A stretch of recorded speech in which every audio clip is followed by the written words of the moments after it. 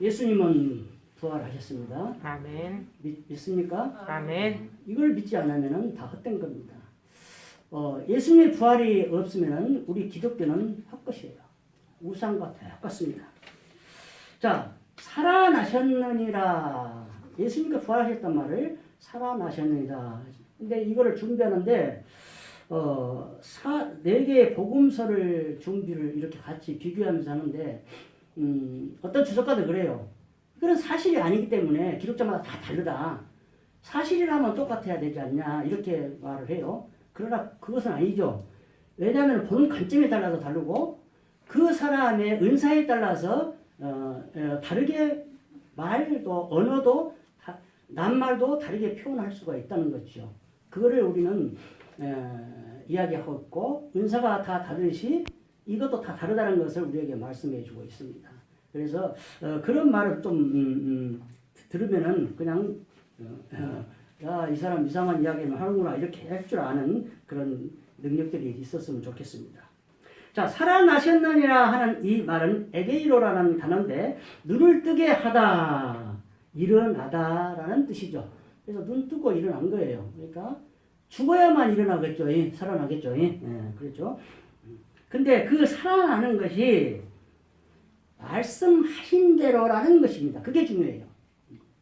그냥 살아난 게 아니고 말씀하신 대로. 이 말씀하신 대로라는 말은 구약의 몇천 년 전부터 계속 선지자들 통해서 말해온 하나님의 언약된 그 말씀대로 그대로 살아나셨다는 것이죠. 이게 굉장히 중요하죠. 왜? 그래야 성경이 틀림없다. 1.1도 틀림없다는 것을 말해주고 있기 때문이죠. 오늘 6절에 그렇게 나오죠. 그가 여기 계시지 않고 그가 말씀하신 대로 살아나셨느니라. 와서 보라. 그가 누우셨던 곳을 보라. 그럽니다. 자, 근데 또 여기서 그 앞에 부분에서 오해하는 부분이 또 생길 수도 있어요. 왜냐하면 이 사람들이 와서 할 때 천사가 돌을 옮겼어요. 근데 돌을 옮겨놓고 예수님 나온 걸 못 봤는데 예수님이 그거 없다는 거예요. 네? 그 이상하다 이렇게 생각할 수도 있어요. 이게 내 이야기 아니고 추석에 나와 있는 이야기예요. 근데 지금 이 돌을 옮기는 사건은 예수 그리스도의 부활을 위해서 옮기는 게 아니고 인간인 우리들이 가서 확인하라는 거예요. 뭐를 확인해? 살아나심을. 예수 그리스도가 너희들이 갖다 묻어놨는데 장사시켜놨는데 없다. 그래서 빈 무덤이 부활의 증거잖아요. 그죠? 그 없다는 것을 확인시켜주기 위해서 천사가 와서 돌을 굴려주는 거예요. 사람들 그 돌을 옮기기 힘드니까 막 군인들 막 장정들이 막 수십 명이 와서 옮겨야 되니까 그럼 갖다 봉할 때는 돌로 봉할 때는 그렇게 많이 와서 봉을 했겠죠. 근데 이제 하여튼 치울 때는 천사가 치워줬어요. 그러니까 우리 인간들이 확인하라고 치워줬구나 이렇게 생각하시면 돼요. 위에를 괜히 뭐 지인다고 막 이렇게 하니까 그때 예수님 나오는 것이구나 이렇게 돌을 옮겨놓은 게 나오는 것이라 이렇게 오해할 수도 있어서 언급을 했습니다. 자, 천사가 이렇게 해놓은 것은 2절에서 5절까지 보면은 부활의 소식을 알리기 위해서였다. 그죠? 부활의 소식을 천사가 이 기다리고 있는 이 여자들에게 말해주기 위해서 천사가 나타났고 돌을 옮겼고 이랬다. 근데 그때 왜 지진이 일어나냐? 그거는 뭐 어떻게 해석이 안 돼요. 왜 지진이 일어났는지. 이게 돌을 굴리는 소리 때문에 그랬는지 천사가 옮길 때 지진이 함께 일어났는지 그거는 알 수가 없는 거죠. 뭐 추석에도 아무 이야기가 없으니까요. 자, 누가복음 18장 31절. 예수께서 12제자를 데리시고 이르시되 보라 우리가 예루살렘으로 올라가노니 선지자들을 통하여 기록된 모든 것이 인자에게 응하리라. 아멘. 그렇죠? 6절에 그가 말씀하신 대로 살아났느니라. 예수님께서 이렇게 말씀하셨어요. 근데 그 말씀하시면서 선지자들을 통해서 기록된 말씀을 응하게 하려고 이루시려고 그렇게 했다. 그렇게 이야기합니다. 그러니까 예수님이 어떻게 한 것, 이런 것이 다 당신의 뜻이 이렇게 하는 게 아니고 다 하나님의 뜻에 의해서 하시고 계신다. 이 말을 지금 하고 계시는 거예요. 자, 고린도전서 15장 3절. 내가 받은 것을 먼저 너에게 전하였노니 이는 성경대로 그리스도께서 우리 죄를 위하여 죽으시고, 이 말씀하신 대로랑 똑같은 이야기죠. 사도 바울도 그를 깨달아서 지금 말하고 글을 쓰고 있는 거예요. 우리 죄를 위해서 죽으셨는데 성경대로 죽으셨다는 거예요. 기록된 대로. 기록된 성경의 말씀대로. 떠드는 구전에 의해서 한 게 아니고 기록된 성경대로 우리의 죄를 위해서 죽으시고, 그리고 4절. 장사 지낸 바 되셨다가 성경대로 사흘 만에 다시 살아나사, 굉장히 중요하게 지금 강조하고 있어요. 성경대로. 그러니까 예수님께서는 이제 이렇게 말씀하신 걸 천사가 그가 말씀하신 대로 살아나셨는다 이렇게 했는데, 사도 바울은 기록하기를 어떻게 해요? 성경대로. 기록된 말씀대로 죽으셨고 살아나셨다. 그걸 하고 있는 거예요. 근데 우리가 우리 생각대로 모든 것을 하면 안 되겠죠. 예. 우리도 말씀대에 근거해서 모든 것을 해야 됩니다. 자, 이래서 부활이 왜 우리에게 중요한가를 또 말씀하고 있습니다. 믿는 자가 복되다고 말하고 있습니다. 자, 요한복음 20장 27절. 도마에게 이르시되 네 손가락을 이리 내밀어 내 손을 보고 네 손을 내밀어 내 옆구리에 넣어보라. 그리하여 믿음 없는 자가 되지 말고 믿는 자가 되라.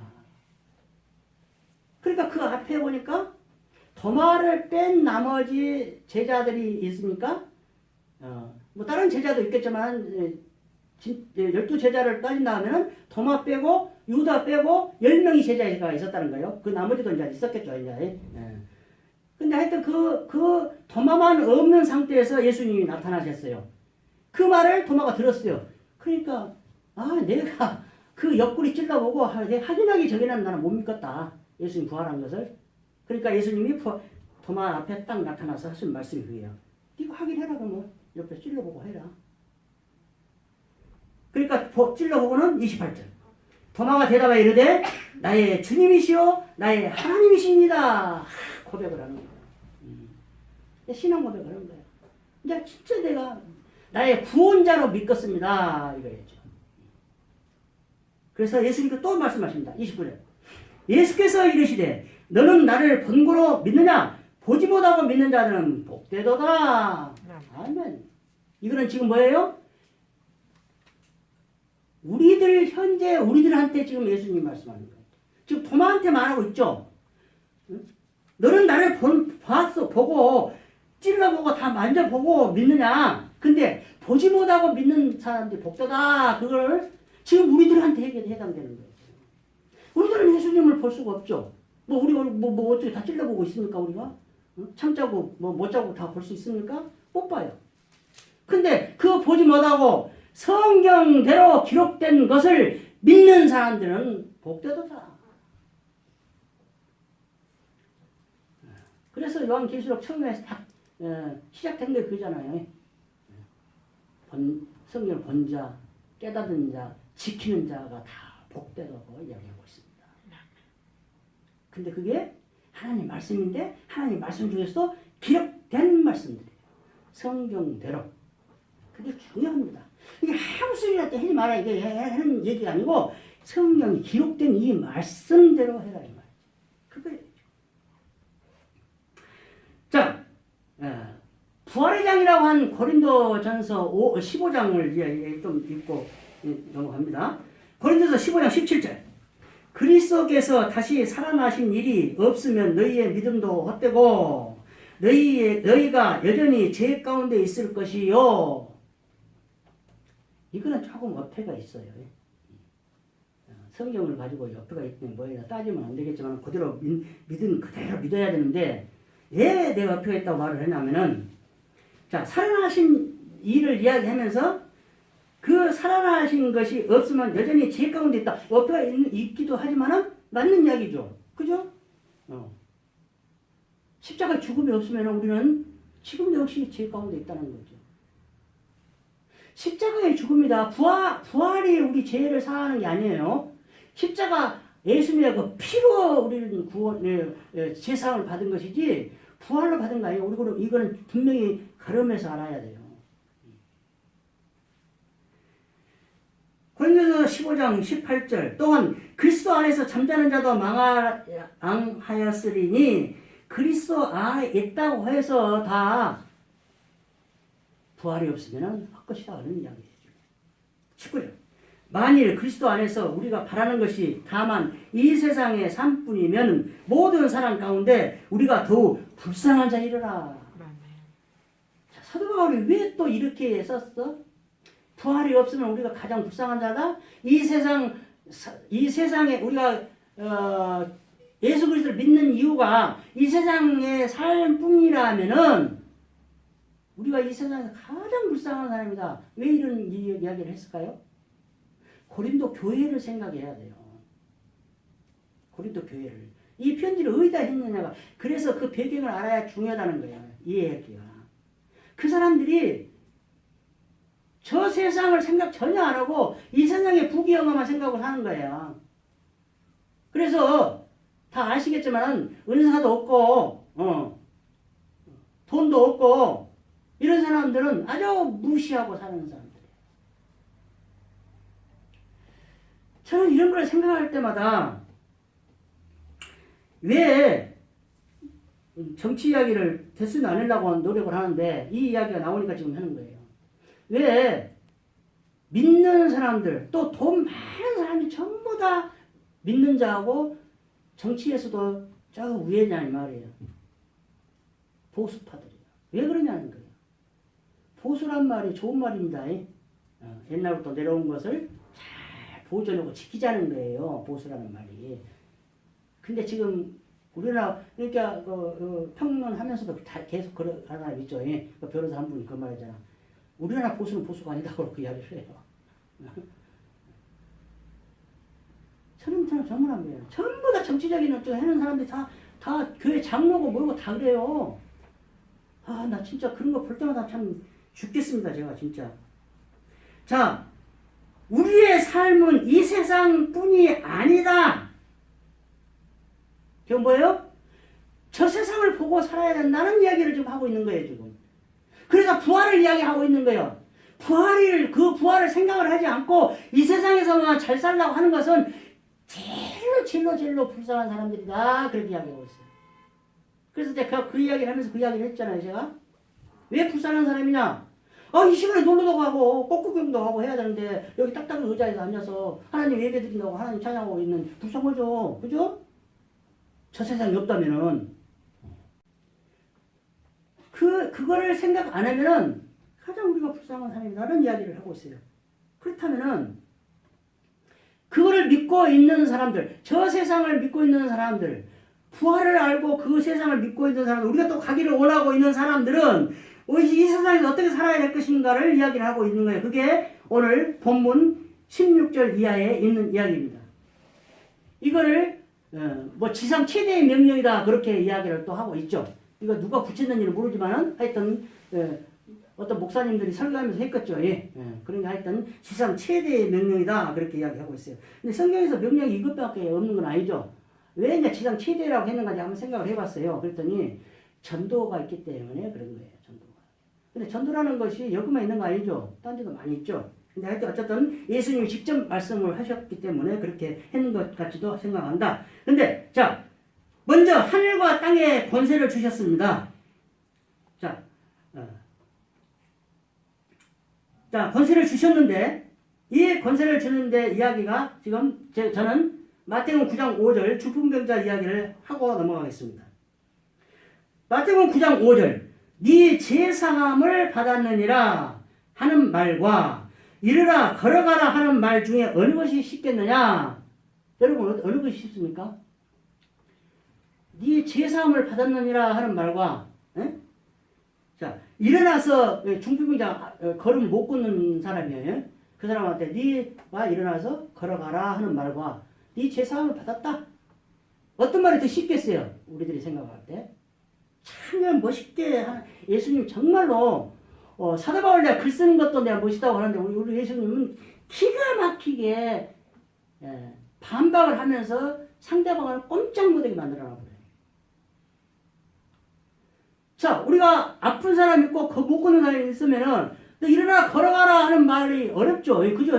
지금 그걸 바로 일어나고 역사가 일어나야 되는데 자신이 없는 거야. 못해. 근데 너 제사함 받았어? 하고 한 것은 눈에 안 보이니까 그거 쉽다는 거예요. 그거를 지금 이야기하고 있는 거예요.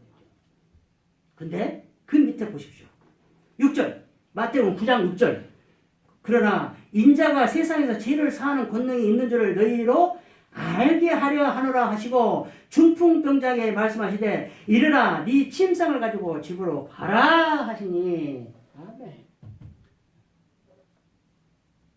그러니까 일어나 네 제사함을 받았다라는 말을 하셨는데 그것이 쉽다는 거예요.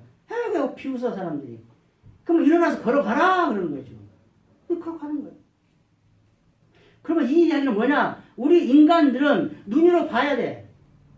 안 보이는 제사함은 안 보이잖아요. 영적인 상황이잖아요. 그러니까 영적인 것이기 때문에 안 보이기 때문에 합니다.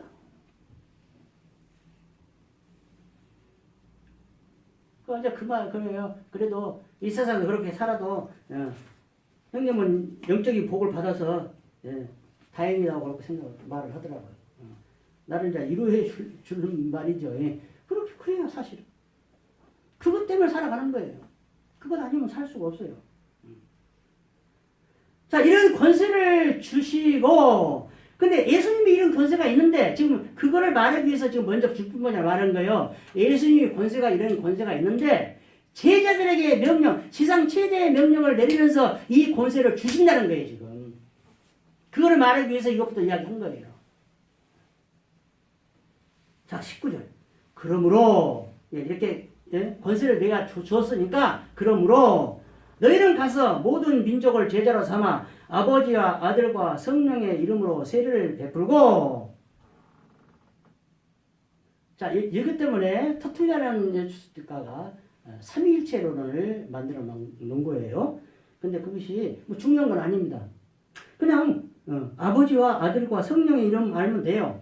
근데 그거 가지고 뭐 어쩐네 저쩐네 아이고 내가 한 2-3시간 강의를 한번 받았어. 근데 내 머릿속에 하나도 안 들어요.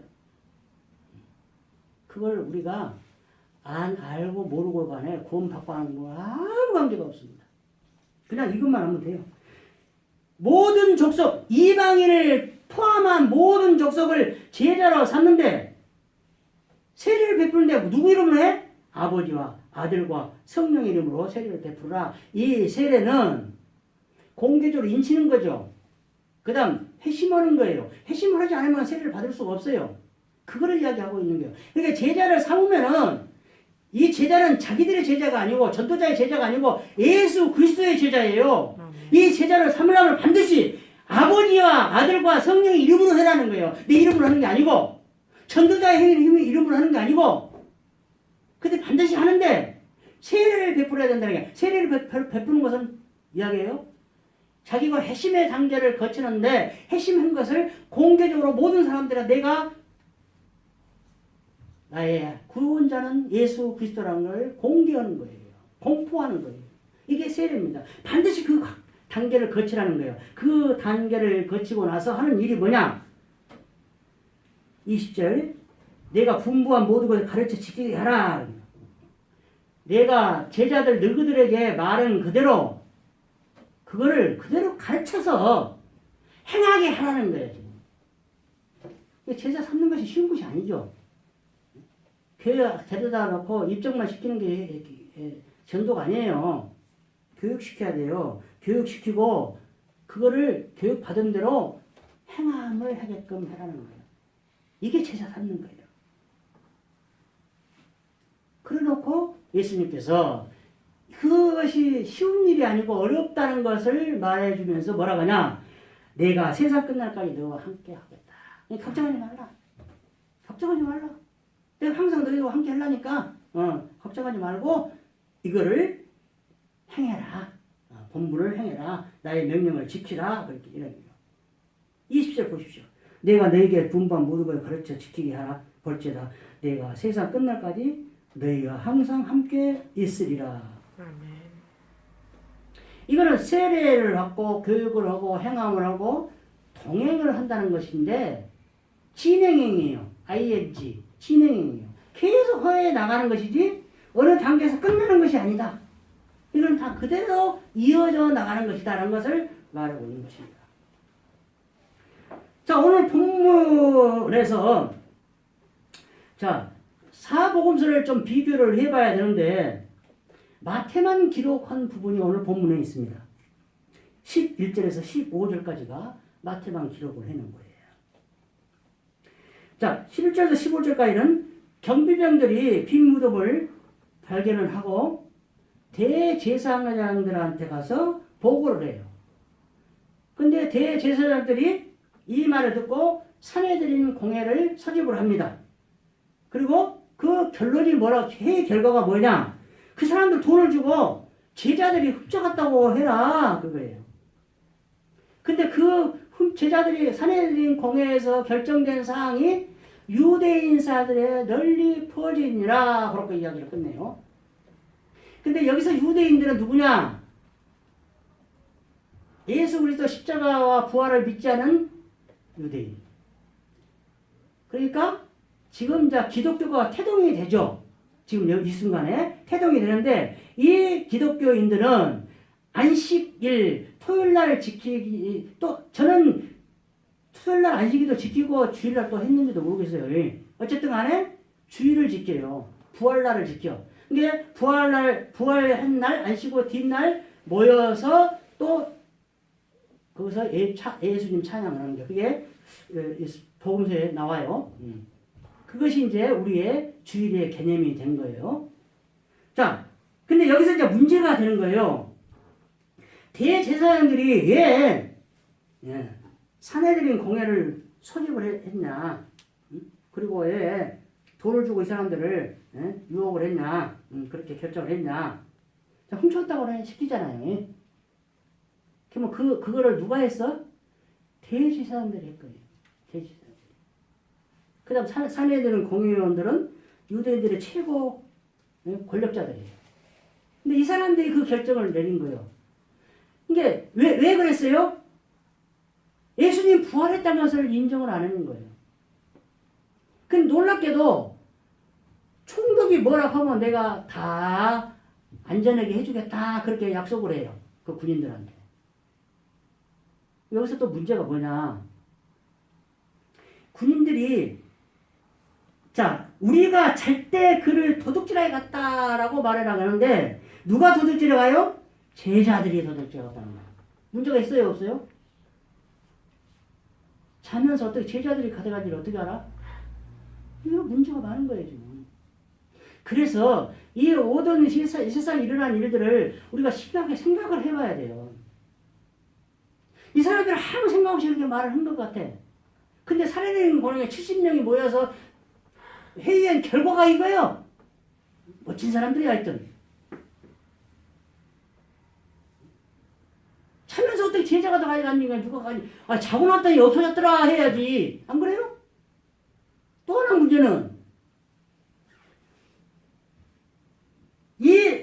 그렇게 말했을 때 총독한테 군인들은 사형당해요. 그래서 너희로 근심하지 않게 하니라 그렇게 안전을 보장을 해주는 거예요. 근데 과연 이 총독이 그거를 말을 들어줬을까 하는 문제예요. 생각해보세요. 자기 군인들이 완전 이거 형편없어. 근데 대제사장이 가서 이야기한다고 그 말을 그대로 들어줘요? 그냥 들어줬는데 안 되는데 뭐 성경에 나오지 않으니까 모를 일이죠. 근데 문제가 있는 이야기예요, 이게. 근데 어쨌든 그렇게 됐어요. 그래서 여기서 11절에 만약 경비병 중 몇이 성에 들어가 대제사한테 말하는데 경비병 몇이라고 하면 경비병 있는 중에서 다가 안 갔다는 얘기죠. 그러면 이 경비병이 12명이랍니다. 그거 지키는 것이. 12명인데 몇 명만 뽑아서 대표로 보는 거예요. 어쨌든 그거는 뭐 참고로 알아야 될 것 같고. 자, 이렇게 부활을 숨기려고 하는 사람들이 한 이야기를 마태는 이렇게 기록을 해놨고, 그 다음에 마가의 기록은 여러분 뭐 이거는 좀 아실 거예요. 마가복음 16장 17절 보면은 믿는 자들에게는 이런 표적이 따르리니 곧 그들이 내 이름으로 귀신을 쫓아내며 새 방언을 말하며 18절 뱀을 집어 올리며 무슨 독을 마실지라도 해를 받지 아니하며 병든 사람에게 손을 얹으며 나으리라 하시더라. 아멘. 이거는 마가만 기록한 거예요. 그러니까 이런 하늘과 땅의 모든 권세를 주고 너희들이 나의 증인이 돼서 이렇게 가서 제자들을 삼으려고 하면은 이런 복을 주신다는 거예요. 표적이 따라요. 귀신 쫓아내요. 근데 귀신 쫓아내는 게 그 사람 이름으로 하는 게 아니고 예수 그리스도 이름으로만 해야 돼. 여기 내 이름으로라는 거 딱 조건이 붙어 있어요. 그리고 새 방언을 말하고 뱀을 집어 올린 거 무슨 독을 맞아야 해야 되지 않다. 이 이야기는 바울이 섬에 가서 딱 경험을 했던 이야기죠. 불을 피웠는데 뱀이 나와서 물었죠. 그래서 섬 사람들이 죽었다 큰일 났다 했는데 안 죽어. 암시 안 하고 툭툭 팔아버렸어. 그러니까 그 섬에서 아주 추앙을 받아버렸죠. 이 그거예요. 하나님이 전도를 하기 위해서 새 역사를 일으키기 위해서 그 전도자들을 하나님께서 그렇게 쓰신다는 얘기예요. 그걸 마가는 기록을 해놨습니다. 그 다음에 누가가 기록하는 걸 보면은 오늘 교동문에도 나왔고 제가 성시교독에도 했는데 성시기도 요한복음을 했죠. 하여튼 4개 복음 중에서 가장 자세히 써는 것이 누가복음이에요. 이 부활의 스토리 이것만 아니고 다른 것도 마찬가지로 가장 자세히 써놨어요. 그래서 제가 누가복음 좀 설교를 많이 한 것 같아요. 자, 오늘 그 찬양을 한 것이 그거군요. 누가복음 24장 13절 35절까지 엠마오 두 제자가 나오는데 그 두 제자 중에서 글로바라고 하는 제자 이름은 나왔으나 하나의 제자는 나오지 않아요. 그래서 이 제자들이 예수님을 만나고 다시 예루살렘에 돌아가서 밤에 그 제자들한테 모여있는 제자들에게 말을 하는 거예요. 그래서 믿질 않아요. 그때 예수님이 또 거기에 나타나가죠. 그렇게 이제 연결이 되는 거예요. 자, 24장 39절. 내 손과 발을 보고 나인 줄 알아. 또 나를 만져보라. 영은 살과 뼈가 없으되 너희 보는 바 같이 나는 있느니라. 49절. 24장 49절. 볼지어다 내가 아버지께서 약속하신 것을 너희에게 보내리니 너희는 이로부터 능력으로 입혀질 때까지 이 성에 머물라 하시니라. 아멘. 자, 누가복음 24장 39절에는 나를 만져보라. 영은 만지는 것이 없다. 뼈와 살이 없는데 나는 있다. 그래서 이제 이거를 보고 요한복음에서 마지막에 또 예수님이 잡수시죠. 그래서 이제 말들이 많아요. 부활이 아니다. 부활이 아니다. 근데 저는 이렇게 생각해요. 변화체라고 저는 생각해요. 변화됐다. 부활은 부활인데 우리가 만질 수 있게끔 무지한 우리들을 이해를 시키기 위해서 믿음을 주기 위해서 그렇게 했다고 저는 그렇게 생각을 합니다. 왜냐하면 변화산상에서도 마찬가지잖아요. 변화산상에서도 그런데 그렇게 생각을 하고 있습니다. 맞는지 안 맞는지 모르겠지만 하여튼 그렇게 생각해요. 변화체다. 부활체는 만질 수가 없죠. 여기니까. 그러니까 안 되고 여기서는 변화체로 나타나셨다. 그래서 식사까지 하셨다. 그 다음 아까 49절 읽은 것은 어디서 기다리냐? 예루살렘에서 성에서 기다리라는 거예요. 근데 그 기다리는 것이 위로부터 능력으로 입혀질 때까지 기다리라는 거예요. 그래서 이걸 생각할 때 제자들이 목숨을 걸고 예수님을 증언한 때가 언제부터냐? 성령을 입혀질 때부터예요. 그래서 여기는 누가복음 24장 49절 여기서 능력이 입혀질 때가 이 성에 머물라는 말을 한 것은 누가가 의도적으로 했든 안 했든 사도행전으로 연결시키려고 했다. 나는 그렇게 해석을 합니다. 누가의 의도는 모르죠. 써주지 않았으니까. 그러나 사도행전을 보면은 사도행전 1장 8절 보면 성령이 임하시면 나오니까 저는 그렇게 해석을 해요. 근데 이제 요한복음에서도 나오겠지만은 이 사도들이 성령이 입혀질 때까지는 고향으로 내려가죠. 갈릴리로 내려가요. 다 낙심하고 우리가 믿은 우리의 구주는 그것이 아니었는데 이렇게 힘없이 십자가에 죽고 이렇게 되어버렸냐. 그러고 그냥 하고 우리 그냥 본업으로 가자. 고기 잡으러 가자. 하고 갈릴리로 가는 거 아닙니까? 그때까지는 힘이 없어요. 그래서 여기서 위로부터 능력으로 입혀질 때까지 이성에 머물라. 성령 임할 때까지 성령 머물러 있어라. 다른 데로 가지 말고 하나님이 약속한 말씀이 올 때까지 이성이 머물고 기다리라는 말인데 여기서 성령이 입혀질 때까지라는 거예요. 그게 난 중요해요. 왜냐하면 입혀질 때까지가 내가 옷 입는 것이 아니죠. 남이 옷을 입혀주는 거예요. 하나님이 사도들에게 전도자들에게 능력으로 옷을 입혀주는 거예요. 내 힘이 아니에요. 입혀질 때까지. 굉장히 중요하게 저는 생각합니다. 이 단어를. 입혀질 때까지예요. 내 힘이 아닙니다. 그거를 확실히 알아야 돼요. 다음 이제 마지막으로 요한복음을 이야기합니다. 물론 여기서 제가 발췌한 것 외에도 더 있어요. 있는데 내가 중요한 것만 추려왔습니다.